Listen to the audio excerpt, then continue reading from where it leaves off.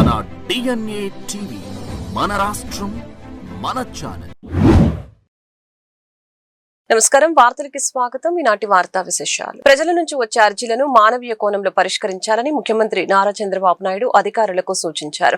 రాష్ట్ర సచివాలయంలోని RTGS కేంద్రం నుంచి వివిధ శాఖల పనితీరుపై నిర్వహించిన సమీక్షా సమావేశంలో సీఎం కీలక దిశానిర్దేశాలు చేశారు. ఉద్యోగులు సాఫ్ట్ స్కిల్స్ పెంపొందించుకోవడంతో పాటు ప్రజలతో సౌమ్యంగా వ్యవహరించాలని సూచించారు. PGRS తో సహా ప్రజల నుంచి వచ్చే ఫిర్యాదులు, అర్జీల పరిష్కారంలో అధికారులు అర్జీదారుల స్థానంలో ఉండి ఆలోచించాలని ముఖ్యమంత్రి చంద్రబాబు నాయుడు తెలిపారు.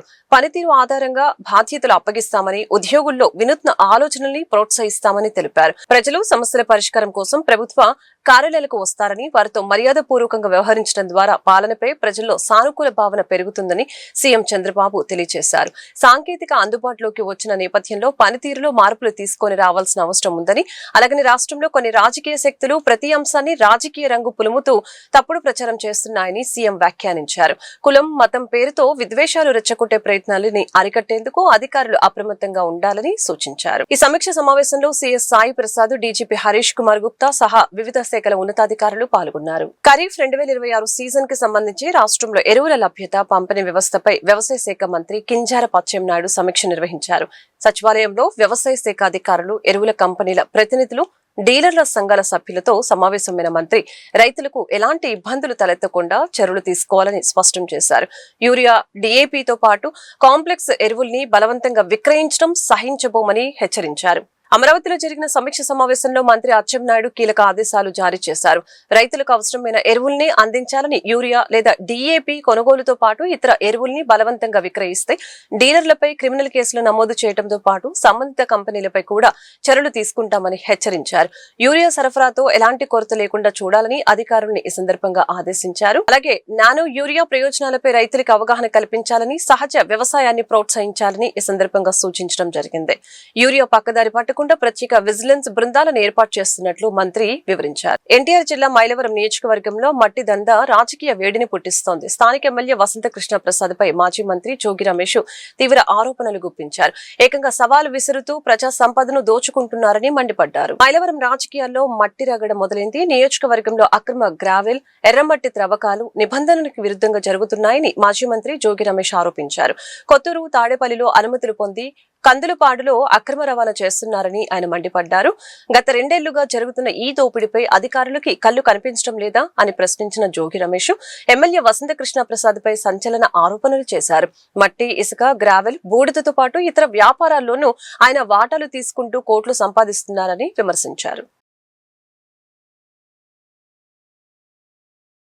పావలా ప్రసాద్ కొంచెం పైత్యం ఎక్కువైపోయింది. ఎందుకంటే ఫ్రస్ట్రేషన్ లో ఉన్నాడు.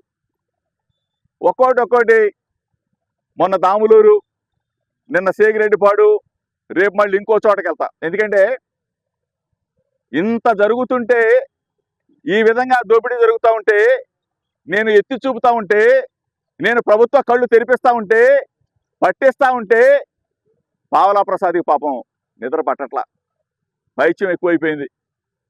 ఈరోజు నేను ఒకటే చెప్తా ఉన్నా, దమ్ముగా ధైర్యంగా కృష్ణా జిల్లాలో నిక్కచ్చిగా రాజకీయం చేసే కుటుంబం నాది. యువజన కాంగ్రెస్ నుంచి ఈ స్థాయికి వచ్చా. నేను పావలా ప్రసాద్ లాగా ఊసర వెళ్ళిని కాదు, పావలా ప్రసాద్ లాగా పార్టీలు మార్చేవాడిని కాదు, పావలా ప్రసాద్ లాగా సూట్ కేసులు మోసేవాడిని కాదు, పావలా ప్రసాద్ లాగా జెండాలు మార్చేవాడిని కాదు. జోగి రమేష్ దమ్మున్నోడు, దమ్ముగా రాజకీయం చేస్తా.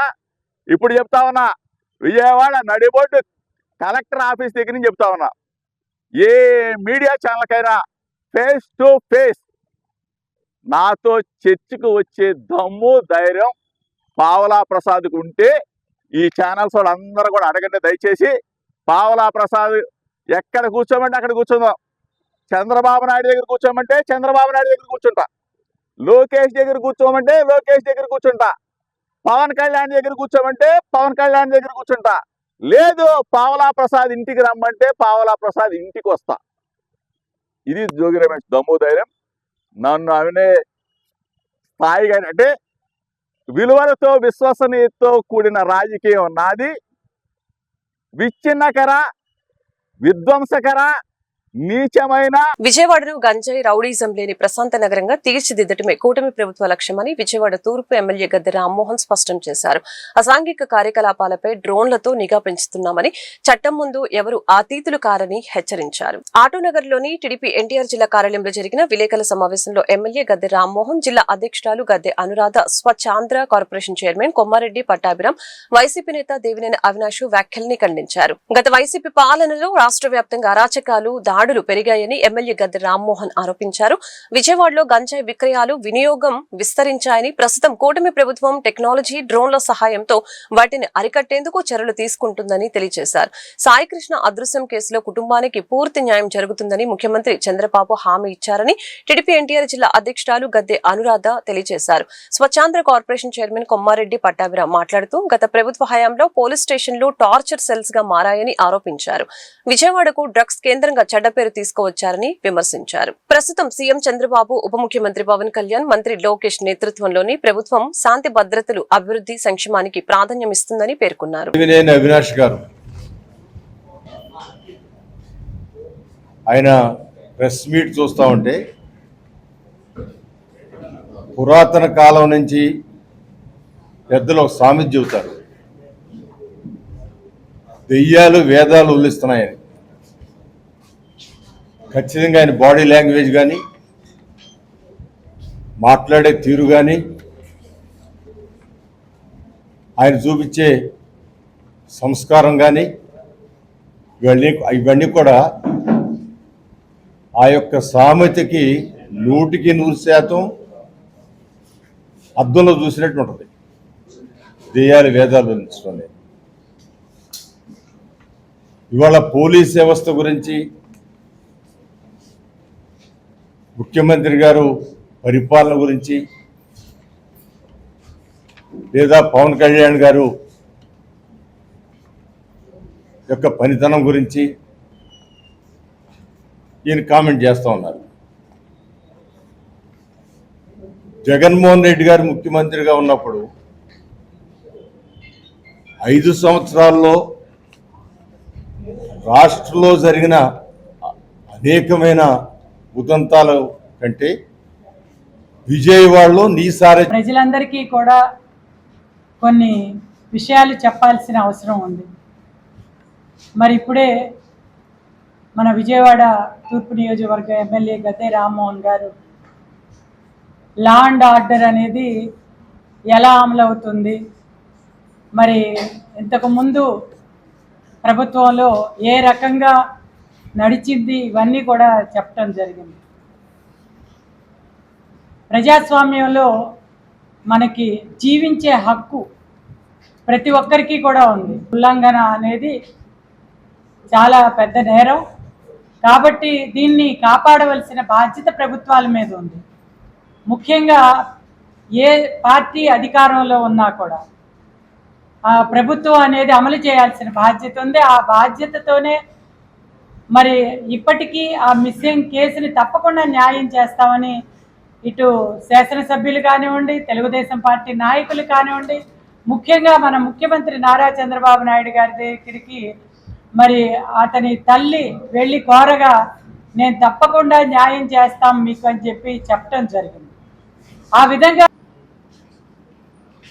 ఇందాక గౌరవ శాసనసభ్యులు గద్దె రామ్మోహన్ రావు చెప్పినట్టు దయ్యాలు వేదాలు వల్లవేసే విధంగా మాకు పాఠాలు చెప్తా ఉన్నాడు. లా అండ్ ఆర్డర్ ఏ విధంగా ఉండాలి, చట్టాలు ఏ రకంగా అమలు చేయాలి, ఇటువంటి అంశాల మీద ఈ గొడ్డల పార్టీకి చెందినటువంటి పిల్ల సైకో ఇప్పుడే మరి పెద్దలు అనురాధ గారు, రామ్మోహన్ గారు 1924 మధ్య వారు చేసినటువంటి పాపాల చిట్టా మొత్తం కూడా చదివి వినిపించడం జరిగింది. ఎంతమందిని ఎన్ని రకాలుగా వేధింపులకు గురి చేశారు, ఎన్ని దాడులు చేశారు, ఎంతమందిని క్రూరంగా హింసించారు, అసాంఘిక కార్యకలాపాలకి ఈ నగరాన్ని అడ్డాగా ఏ విధంగా మార్చారో అనేక ఉదాహరణలు చెప్పి వారు మాట్లాడటం జరిగింది. వారు చేసినటువంటి పాపాల దృష్ట్యా వారు ఏ విధమైనటువంటి గుడివాడ అభివృద్ధిపై ఎమ్మెల్యే వెనిగండ్ల రాము ఫోకస్ పెంచారు. విద్యుత్, రోడ్లు, సాగునీటి కాలువలు అభివృద్ధిపై 3 శాఖల అధికారులతో సమీక్ష నిర్వహించారు. ప్రజా సంక్షేమమే కూటమి ప్రభుత్వ లక్ష్యమని ఎమ్మెల్యే స్పష్టం చేశారు. గుడివాడలో ప్రజా సంక్షేమం, మౌలిక వసతుల అభివృద్ధి ప్రధాన లక్ష్యంగా పనిచేస్తున్నామని ఎమ్మెల్యే వెనిగండ్ల రాము తెలిపారు. సోమవారం ప్రజావేదిక కార్యాలయంలో విద్యుత్, R&B, ఇరిగేషన్ శాఖ అధికారులతో ఆయన సమీక్ష సమావేశాలు నిర్వహించారు. మొదట విద్యుత్ శాఖ అధికారులతో సమావేశమైన ఎమ్మెల్యే వర్షాకాలంలో ప్రజలకు ఎలాంటి విద్యుత్ అంతరాయాలు తలెత్తకుండా ముందస్తు చర్యలు చేపట్టాలని ఆదేశించడం జరిగింది. అనంతరం R&B అధికారులతో రోడ్ల అభివృద్ధి పనులపై చర్చించారు. నియోజకవర్గంలోని అత్యవసర రహదారి పనుల కోసం 24 కోట్లతో రూపొందించిన ప్రతిపాదనల్ని పరిశీలించి నిధుల మంజూరికి తాను ప్రత్యేకంగా కృషి చేస్తానని హామీ ఇచ్చారు. ఈ సందర్భంగా ఎమ్మెల్యే వెనిగండ్ల రాము మాట్లాడుతూ ముఖ్యమంత్రి చంద్రబాబు నాయుడు, ఉప ముఖ్యమంత్రి పవన్ కళ్యాణ్, మంత్రి నారా లోకేష్ నాయకత్వంలో కూటమి ప్రభుత్వం ప్రజా సంక్షేమం కోసం నిరంతరం కృషి చేస్తుందని తెలియజేశారు. ప్రత్యేకంగా గుడివాడ ప్రధాన రహదారుల అభివృద్ధి కోసం జరుగుతున్న ప్రయత్నాలు ఫలిస్తున్నాయని, ఆ ప్రాజెక్టు పూర్తయితే పట్టణ రూపురేఖలే మారిపోతాయని ఎమ్మెల్యే వెనిగండ్ల రాము పేర్కొన్నారు.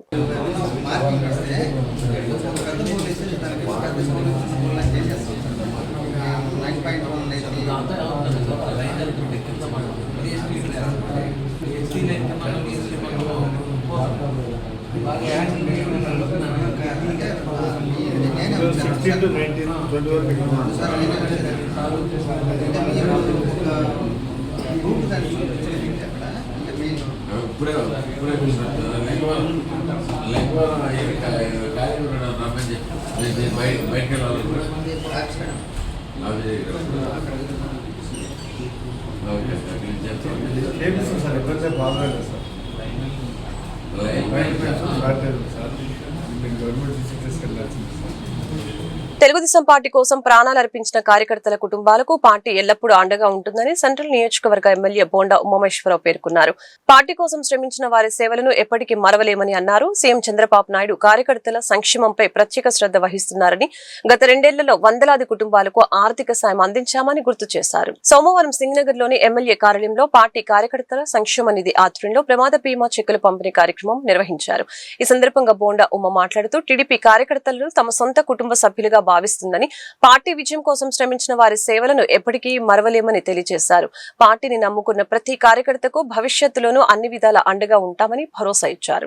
పార్టీకి పనిచేసి దురదృష్టవశాత్తు చనిపోయినటువంటి మా కుటుంబ సభ్యులు, మా కార్యకర్తలు వాళ్ళందరినీ కూడా గుర్తుపెట్టుకొని ఆ సభ్యత్వ కార్డు ద్వారా మరి ప్రభుత్వానికి పంపించి ఆ కుటుంబాలకి ఆర్థిక సహాయం అందించాం. ఒక్కొక్కళ్ళకి ₹1,00,000 చొప్పున ఇవాళ ఆ కుటుంబాలకి ఆదుకున్నాం. ముఖ్యమంత్రి చంద్రబాబు నాయుడు గారి దృష్టిలో పెట్టాం. గతంలో కూడా ఇలాగా ఏదైతే ఆ కుటుంబాలు దెబ్బతిన్నాయో వాళ్ళకి అన్ని రకాలుగా వైద్య ఖర్చుల నిమిత్తం కానీ, అలాగే ఏదైతే కష్టపడి పనిచేశారో వాళ్ళు అందరికీ కూడా ఇవ్వటం సంతోషంగా ఉంది. బోండా ఉమాని నమ్ముకొని బోండా ఉమాతో తిరిగి బోండా ఉమాతో కష్టపడినటువంటి ఎవరిని కూడా ఇవాళ వాళ్ళందరూ కూడా లేరు మా మధ్య. కానీ వాళ్ళ ఇంట్లో వాళ్ళ భార్యని, వాళ్ళ తల్లిని ఎవరైతే ఆ ఇంట్లో ఉన్నారో వాళ్ళందరినీ కూడా పిలిపించి గౌరవప్రదంగా ఇవాళ చెక్కులు వాళ్ళకి అప్పచెప్పాం. వాళ్ళు ఎవరు ఊహించలా ఈ చెక్కులు వస్తాయని. ఎందుకంటే చాలా రోజులు అయిపోయింది చనిపోయి. అందరూ కూడా ఆ రోజు సభ్యత్వం కార్డులు, అలాగే ఆధార్ కార్డులు ఇచ్చారు. కానీ ఇది వస్తాయా రావా అని అనుకున్నారు. కానీ మాకు గుర్తుంది, వాళ్ళు చేసినటువంటి సేవ మాకు గుర్తుంది. మమ్మల్ని నమ్ముకుని ఎవరైతే పనిచేస్తారో వాళ్ళని విడిచిపెట్టే సమస్య లేదు. వాళ్ళు మా మధ్య లేకపోయినా ఆ కుటుంబాలకు అండగా నిలబడాలని అనుకున్నా ఇవాళ నిలబడ్డాం. మరి అందరికీ కూడా అండగా ఉండి సమావేశ ఆధ్వర్యంలో మా మిత్రుడు శ్రేయభిలాషి సందీపం దాసు గారు పార్టీ సేవ చేస్తూ అకాల మరణం చెందిన సందర్భంగా ఆయనకి పార్టీ గుర్తింపు నిమిత్తం నారా చంద్రబాబు నాయుడు గారి దగ్గర నుంచి ₹1,00,000 చెక్కుని అందజేయడం జరిగింది. ఈరోజు ఈ కార్యక్రమం మన సెంట్రల్ నియోజకవర్గం పార్టీ కార్యాలయం నందు బోండా ఉమ్మ గారి చేతుల మీదుగా వాళ్ళ ఆవిడికి అందివ్వడం జరిగింది. అండాదండగా ఉండేటువంటి బోండా ఉమామహేశ్వరరావు గారు ఇది తెలుగుదేశం పార్టీలో ఉంటే ఒక అండగా బోండా ఉమామహేశ్వరరావు గారు తెలుగుదేశం పార్టీ నిలుస్తుంది అన్నదానికి ఒక ఉదాహరణ ఈరోజు ఈ నియోజకవర్గంలో 21 మందికి తెలుగుదేశం పార్టీ కార్యకర్తలు వివిధ కారణాల చేత చనిపోతే వారికి తెలుగుదేశం పార్టీ తరపున జాతీయ అధ్యక్షులు నారా చంద్రబాబు నాయుడు గారు, అలాగే కార్యనిర్వాహక అధ్యక్షులు నారా లోకేష్ గారు, అలాగే బోండా ఉమామహేశ్వరరావు గారి చొరవతో వీరందరూ కూడా మన పార్టీకి బాగా పనిచేశారు. మైనార్టీలు ఓట్ల తొలగింపుపై ఉన్న భయాందోళనని తొలగించాల్సిన బాధ్యత ఈసీపై ఉందని ఉర్దూ అకాడమీ చైర్మన్ ఫారూక్ సుబ్లీ మైనార్టీ హక్కుల పరిరక్షణ సమితి ప్రతినిధులు పేర్కొన్నారు.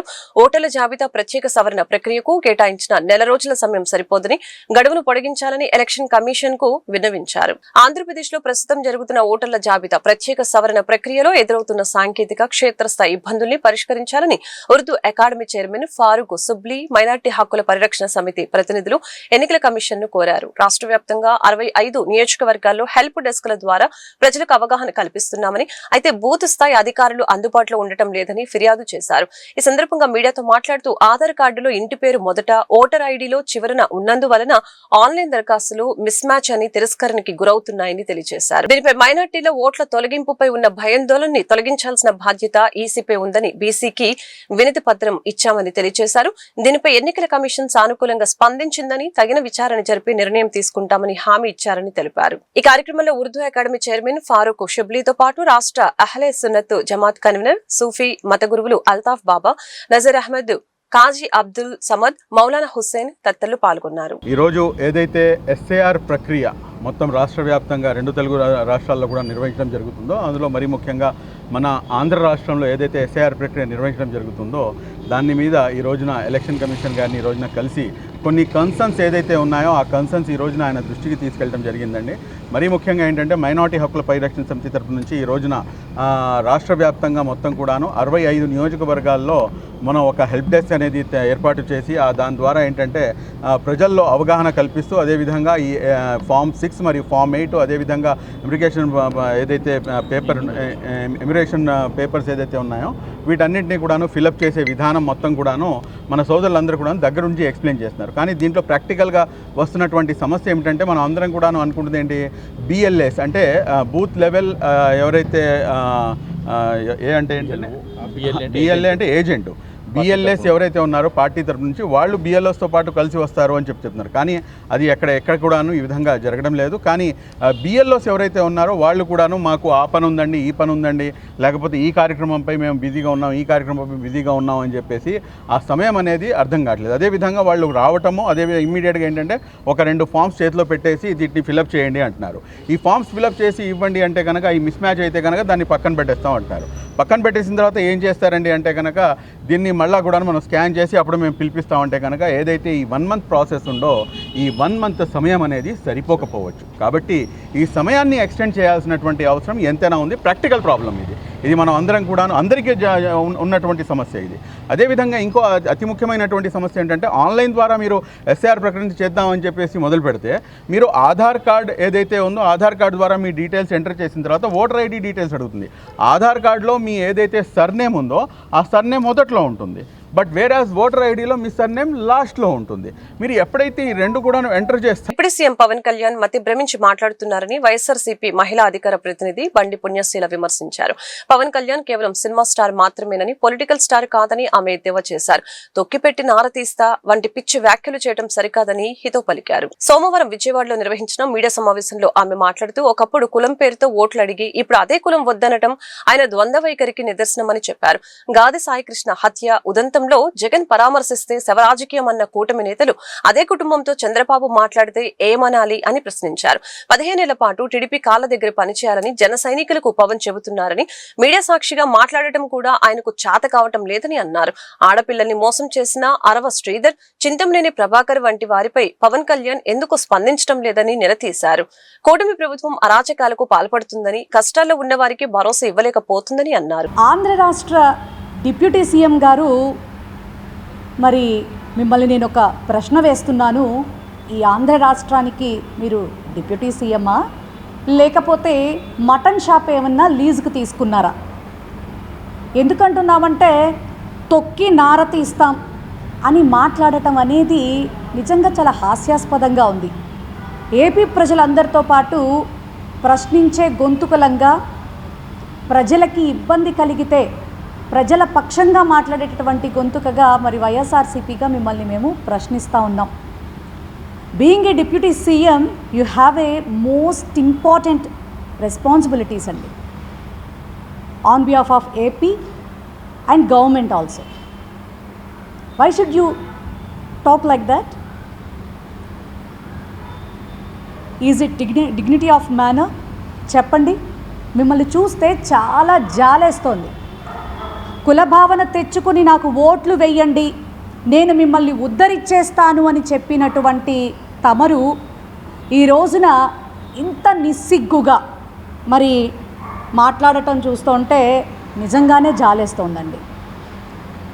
పబ్లిక్ మీటింగ్లో అది ఆన్ కెమెరా అంటూ వైసీపీ గూండాలు రౌడీలు అంటూ మాట్లాడుతుంటే ఫుల్ ఫ్లెడ్జ్డ్గా క్లారిటీ వచ్చింది మీరంటే ఏంటో. ఎందుకు చెప్తున్నానంటే you are completely cine star but not political star అని. ఇది మీకు కరెక్ట్గా సరిపోతుంది. ఏమనుకుంటున్నారు మీరు నాకు అర్థం కావట్లేదు. విజయవాడలో కాపు సామాజిక వర్గానికి సంబంధించినటువంటి గాదే సాయి కృష్ణ నిజంగా ఒక సిఐ ద్వారా దారుణంగా చంపబడితే ఆ పిల్లాడి హత్య వెనుక ఉన్న కారణాలేంటి అని మా నాయకుడు జగన్మోహన్ రెడ్డి గారు ఆ తల్లి ఇంటి దగ్గరికి వచ్చి రాష్ట్రంలో శాంతి భద్రతల పరిరక్షణలో ప్రభుత్వం విఫలమైందని, పౌరుల రక్షణని విస్మరించి రాజకీయాలు చేస్తుందని జై భారత్ భీమ్రావ్ పార్టీ వ్యవస్థాపక అధ్యక్షులు జడ శ్రావణ్ కుమార్ విమర్శించారు. సుగాలి ప్రీతి సాయి కృష్ణమూర్తి మరణాలు ముమ్మాటికి ప్రభుత్వ హత్యలేనని శ్రావణ్ కుమార్ ఆరోపించారు. మంగళవారం జై భారత్ భీమ్రావ్ పార్టీ వ్యవస్థాపక అధ్యక్షులు జడ శ్రావణ్ కుమార్ మీడియాతో మాట్లాడారు. ఈ సందర్భంగా ఆయన మాట్లాడుతూ ఉప ముఖ్యమంత్రి పవన్ కళ్యాణ్ తీరుపై మండిపడ్డారు. సినిమాల్లో వకీల్ సాబ్ తరహాలో డైలాగులు చెబితే సరిపోదని, బాధ్యతాయుతమైన పదవిలో ఉండి సాక్ష్యాధారాలు లేవని మాట్లాడటం బాధ్యత రాహిత్యమని ధ్వజమెత్తారు. నిందితుల్ని శిక్షించాల్సిన ప్రభుత్వం గత ప్రభుత్వ హయాంలో సాక్ష్యాధారాలు తుడిచిపెట్టేశారని సాకులు చెప్పడం హాస్యాస్పదంగా ఉందని అన్నారు.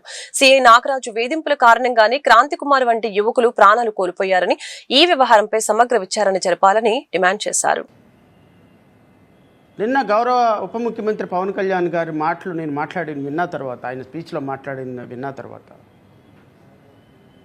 ఒక మనిషి ఇంతకంటే దిగజారిపోవటానికైతే ఏమీ లేదు.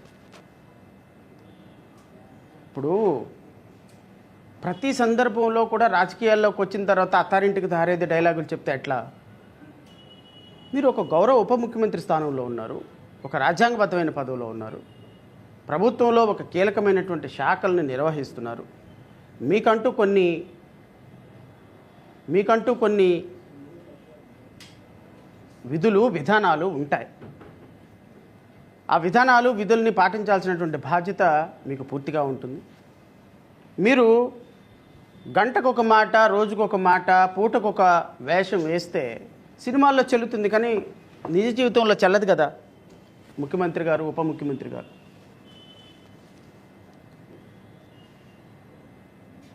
నిన్న వారు మాట్లాడినటువంటి మాటలు నేను 2 అంశాల మీద మాట్లాడతాను. ఒకటి సుగాలి ప్రీతి అంశం గురించి మాట్లాడతాను. నెంబర్ 2 సాయి కృష్ణమూర్తి మీద ఇంకా కొంత అడిషనల్ ఇన్ఫర్మేషన్. ఇవి రెండు కూడా ప్రభుత్వ హత్యలే. సో ప్రభుత్వం చేసేటువంటి ప్రభుత్వ హత్యల్ని పౌరులకి ఏదైనా ఇబ్బంది కలుగుతున్నప్పుడు ప్రభుత్వ హత్యల్ని వారిని చట్ట ప్రకారం శిక్ష పడేటట్టు చేయటం ప్రభుత్వాల యొక్క తక్షణ కర్తవ్యం. ప్రభుత్వాలు అలాంటి తక్షణ కర్తవ్యాన్ని వదిలేసి రాజకీయాలు చేయడం, రాజకీయాలు మాట్లాడటం అనేది కరెక్ట్ కాదు. నిన్న గౌరవ ఉప ముఖ్యమంత్రి గారు మన ఊరు మాట మంతి అనే కార్యక్రమం, దాన్ని మన ఊరు మాట మంత్రి అనే కార్యక్రమాన్ని కొద్దిగా మనం మాడిఫై చేసి మన రాష్ట్రం కంత్రి మంత్రి అనేటువంటి టైటిల్ పెడతాం. నిన్న ఆయన ఆద్యాంతం ప్రెస్ మీట్ జరిగింది మన రాష్ట్రం కంత్రి మంత్రి ప్రెస్ మీట్. అది కంత్రి మంత్రి అంటే ఆయన కంత్రి మంత్రి కాదు, ఆ ప్రోగ్రాం పేరే కంత్రి మంత్రి. నిన్న ముఖ్యమంత్రి గారు, గౌరవ ఉప ముఖ్యమంత్రి గారు మాట్లాడినటువంటి మాటలు ఎంత దారుణంగా అంటే, ఒక వ్యవస్థలో ఒక ముఖ్యమంత్రిగా ఉండి